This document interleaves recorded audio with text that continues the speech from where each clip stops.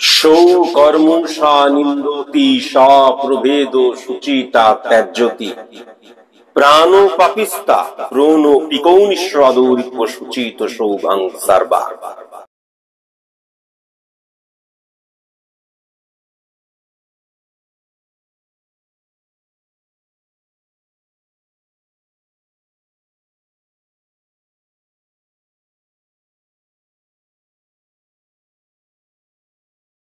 নমস্কার, the power of astrology Sumanta ji Chowdhury আমার এই ইউটিউব চ্যানেলে আপনাদের সবাইকে স্বাগত। আজ আমি আলোচনা করব কর্কট রাশির জাতক জাতিকাদের নিয়ে। কর্কট রাশির জাতক জাতিকারা যখন জন্মায় তখন তিনটে ঋণ নিয়ে কিন্তু তারা জন্মায়। প্রথম যে ঋণ, সেই ঋণটা হচ্ছে বিয়োগ ঋণ। দ্বিতীয় যে ঋণটা, সেই ঋণটা কিন্তু 6 নাম্বার এবং 10 নাম্বার ঘরের অবস্থান দেখে নির্ণয় করা হয় কৃতকর্ম ঋণ। আর তৃতীয় যে ঋণটা, সেটা কিন্তু 1 নাম্বার এবং 8 নাম্বার ঘর দ্বারা ক্যালকুলেট করে করা হয় প্রেত ঋণ। এই যে বিয়োগ ঋণ, এই যে কৃতকর্ম ঋণ, এই যে প্রেত ঋণ, এখন কর্কট রাশির জাতক জাতিকারা বা তোমরা সবাই আমাকে প্রশ্ন করতেই পারো, একটি শিশু যখন ভূমিষ্ঠ হচ্ছে সে তো একদম শূন্য হাতে শূন্য হয়ে জন্মাচ্ছে, তাহলে সেই ঋণটা সে কিভাবে নিয়ে আসছে, কি করে সম্ভব? তার কারণ, একটা মানুষ যখন মারা যাচ্ছে, মারা যাওয়ার পর 8 ঘন্টার পর থেকে 8 ঘন্টা থেকে 12 ঘন্টা এই সময় তার ভেতরের যে শক্তি সেটা নির্গত হতে শুরু করে। এটা আমি বহুবার বলেছি।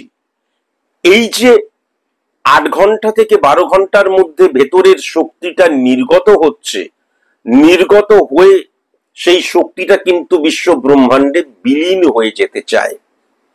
কিন্তু এই পৃথিবীর বায়ুস্তরের 3য় বায়ুস্তরের বেশি সে কিন্তু আর যেতে পারে না। সেই শক্তিটা সেখানে প্রতিহত হয়ে সে কিন্তু আবার নিচে ফিরে আসে এবং এই যে চারিপাশের সমাজে স্ক্যাটারলি মুভ করতে থাকে এবং সেখানেই কিন্তু অবস্থান করে।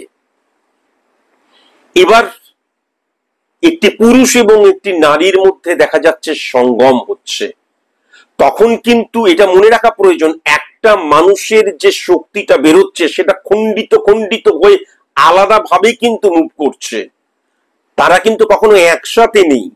সুতরাং আমি এর আগের জন্মে কোনো একটা দোষ করেছিলাম, সেই দোষের আমি আগেও বলেছি অ্যাস্ট্রোলজিক্যাল যে প্ল্যানেট সেগুলো আকাশে বিচরণ করে না, আমার হরমোনকে রিপ্রেজেন্ট করে।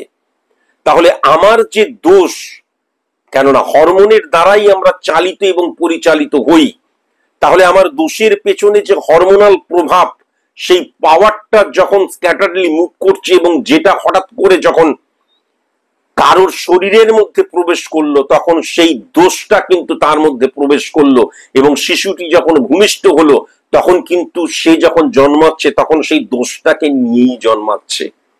এরকম রামবাবু, শ্যামবাবু বা রহিমবাবু কারোর দোষ কিন্তু সে অ্যাবজর্ব করছে। এবার প্রশ্ন হতে পারে, তাহলে কি তিনটেই কেবল ঋণ হয়, তার বেশি কি ঋণ হওয়া সম্ভব নয়? যখন ফিজিক্যালি কেউ মিলিত হচ্ছে এবং যখন সেই দোষের যে নেগেটিভ পাওয়ার গুলো যখন সে অ্যাবজর্ব করছে, তখন শরীরটা কিন্তু কখনো 3টে নেগেটিভ যে পাওয়ারকে অ্যাবজর্ব করছে তার বেশি আর নেগেটিভকে অ্যাবজর্ব করতে পারে না।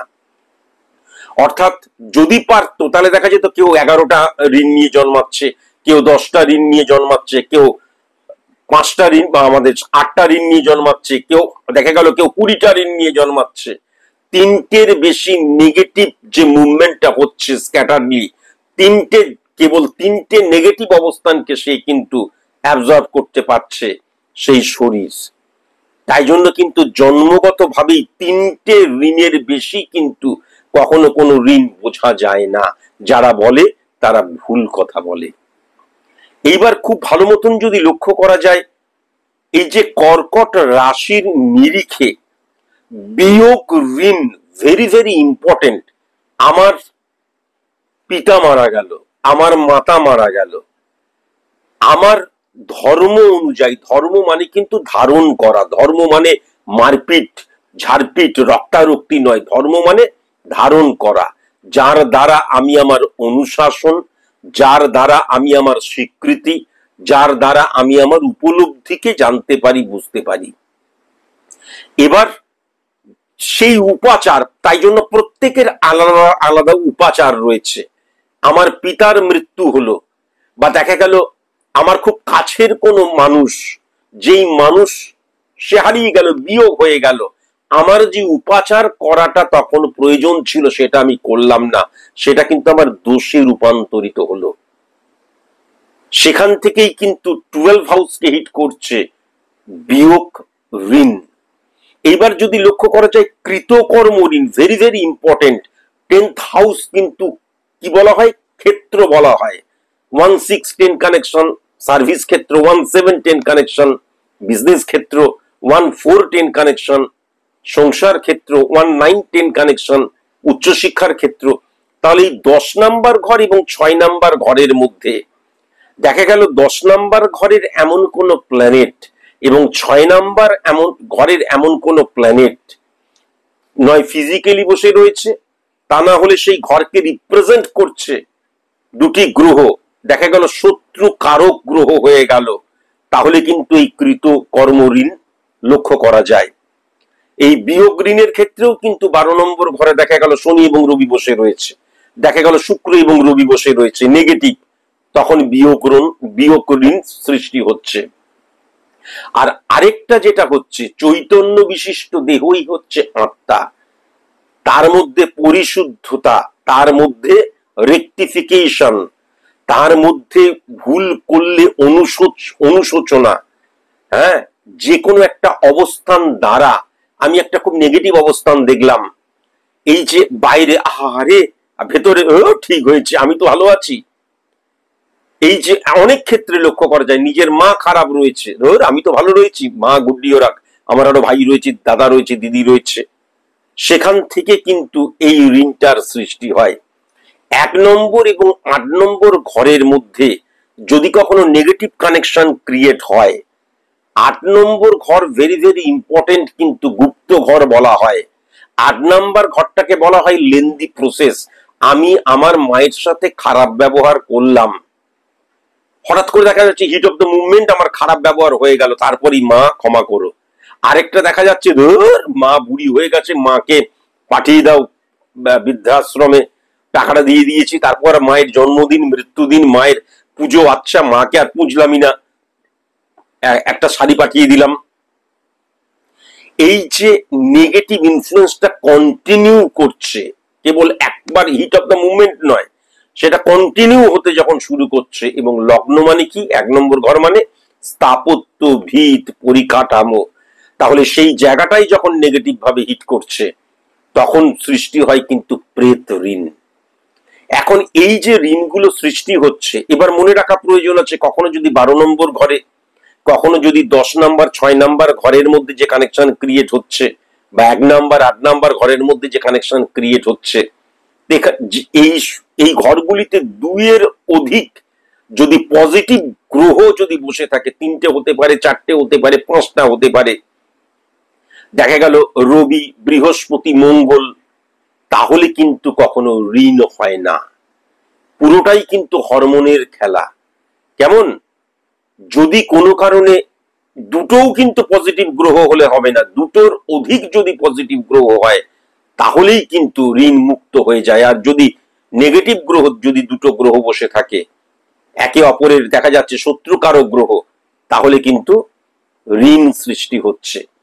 এখন আমরা হয়তো সারা জীবনে জানলামই না, কারণ আমি কর্মে বিশ্বাসী, কর্ম করে যাচ্ছি, আমি কর্মের মধ্যে দিয়ে আমি এই জন্মের সৎ অনেস্ট ভালো মতন কর্ম করছি, রেসপন্সিবিলিটির জায়গায় মারাত্মক, কিন্তু যখন আমার কোনো ঋণ থাকবে সেই ঋণটা আমাকেই চুকাতে হবে, আর যদি না হয় সেটা কিন্তু আমার পরবর্তী বংশধরের মধ্যে কিন্তু সেটা তখন চলে যাবে, তখন তাকে কিন্তু চোকাতে হবে।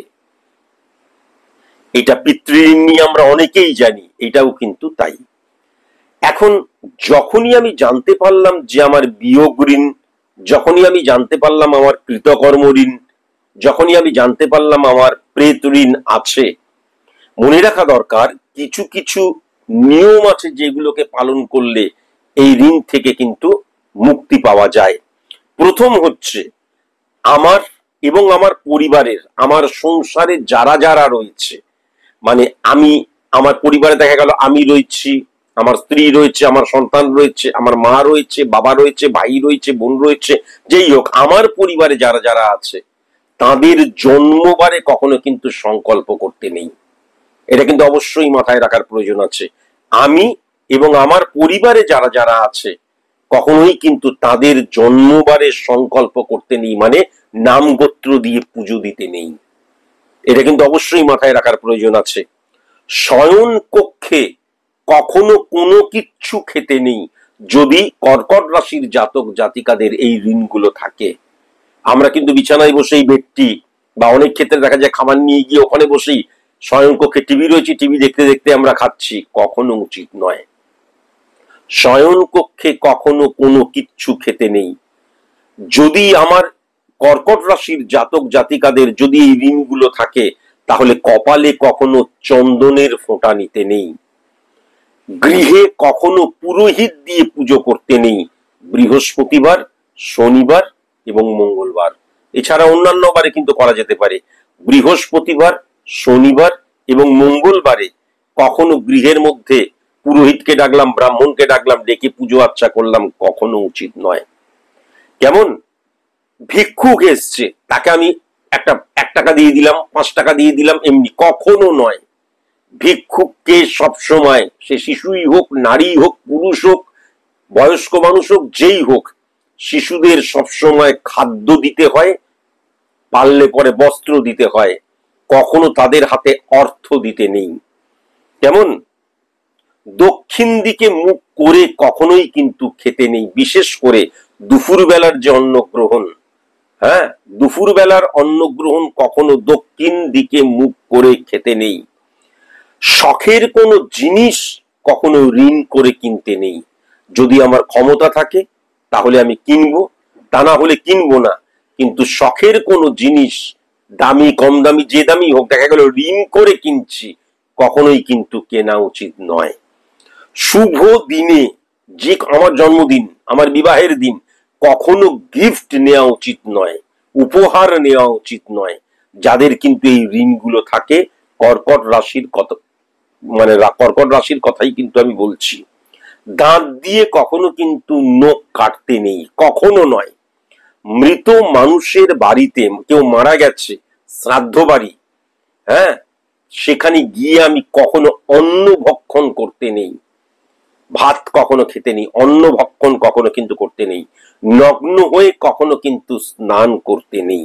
কেমন, আর কর্কট রাশির জাতক জাতিকাদের যাদের এই ঋণ থাকে, তাদের কিন্তু 42 বছর পর্যন্ত দিবানিদ্রা যেতে নেই, মানে দিনের বেলায় কখনো কিন্তু ঘুমোতে নেই।